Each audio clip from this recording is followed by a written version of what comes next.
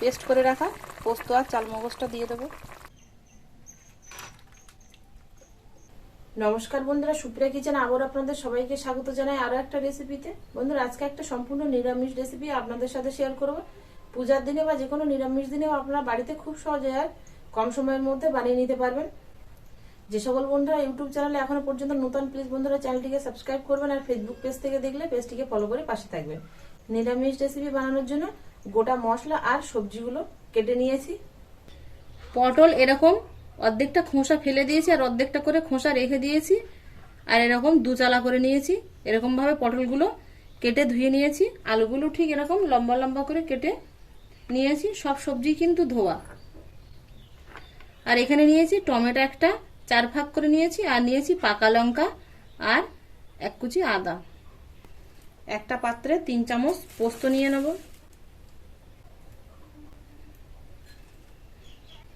1.5 চামচ চালমগজ। পোস্তটা জল দিয়ে একটু ভিজিয়ে রাখবো, তাহলে নরম হয়ে যাবে।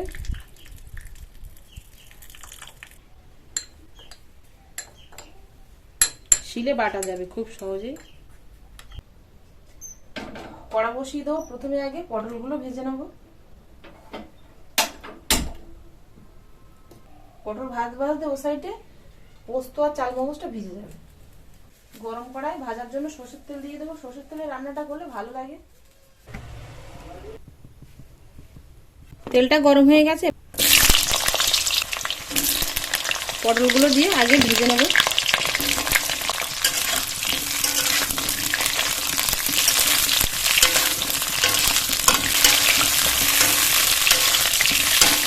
কাঁচা লঙ্কা, আদা, টমেটো এটাও শিলে বেটে নিয়ে আসবো। আর পোস্ত আর চালমগজ ভিজে গেছে, এটাও শিলে বেটে নিয়ে আসবো। পটলটা ঠিক এরকম মিডিয়াম ফ্লেমে ধীরে ধীরে লাল করে ভেজে নিয়েছি। আর পটলটা কিন্তু এরকম খুব সুন্দর করে ভেজে নিতে হবে। এবার পটলগুলো তুলে আলাদা পাত্রে নিয়ে নেবো। ভাজা হয়ে গেছে। তেল অনেকটা কমিয়ে নিয়েছি। এবার এই তেলের মধ্যে দিয়ে দেবো গোটা জিরে আর শুকনো লঙ্কা। গোটা জিরা শুকনো লঙ্কাটা হালকা একটু ভাজা ভাজা হয়ে গেছে। এবার কেটে ধুয়ে রাখা আলু দিয়ে দেবো।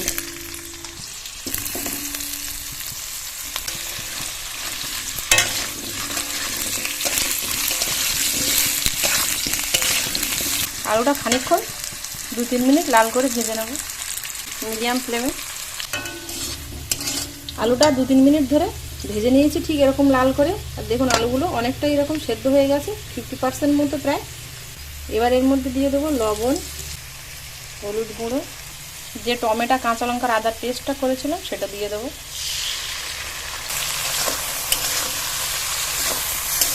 দিয়ে আরও 2 মিনিট কষিয়ে নেব। মশলাটা 2 মিনিট কষাতেই মশলা থেকে দেখুন বেশি তেল ছেড়ে দিয়েছে। এবার এর মধ্যে ভেজে রাখা পটলগুলো দিয়ে দেবো।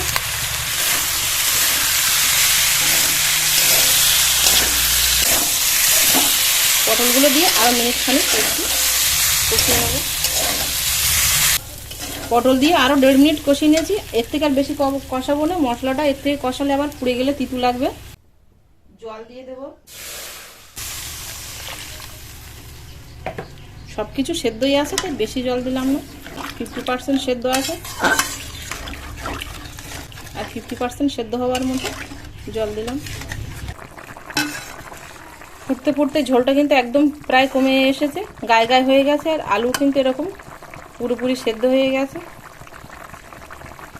এই যে দেখুন কেটে গেল। এবার এর মধ্যে পেস্ট করে রাখা পোস্ত আর চালমগজটা দিয়ে দেবো। 1.5 থেকে 2 মিনিট ফুটিয়ে নেব। 1 চামচ পরিমাণ চিনি দিয়ে দেবো। এটা সম্পূর্ণই অপশনাল, আপনারা সাইলেন্ট দিতেও পারেন আবার নাও দিতে পারেন। পটল আলু পোস্ত রান্নাটা হয়ে গেছে। গ্রেভিটা দেখুন ঠিক এরকম একটু হালকা রেখেছি, ঠান্ডা হয়ে গেলে কিন্তু এর থেকে আরও গাঢ় হয়ে যাবে। এবার নামিয়ে নেব।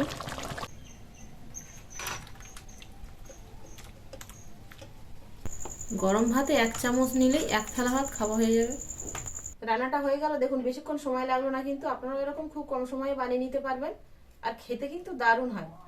তো তো বন্ধুরা, আমার এই পটল আলু পোস্ত রেসিপিটা কেমন হলো অবশ্যই কমেন্টে জানাবেন। আর ভালো লাগলে আপনাদের বন্ধুদের কাছে প্রচুর প্রচুর শেয়ার করবেন ও লাইক করতে ভুল করবেন না। এতক্ষণ আমার সঙ্গে থাকার জন্য আপনাদের অনেক অনেক ধন্যবাদ। আবারও দেখা হচ্ছে আপনাদের সাথে পরের নতুন কোনো রেসিপিতে। ততক্ষণ আপনারা সবাই ভালো থাকবেন, সুস্থ থাকবেন।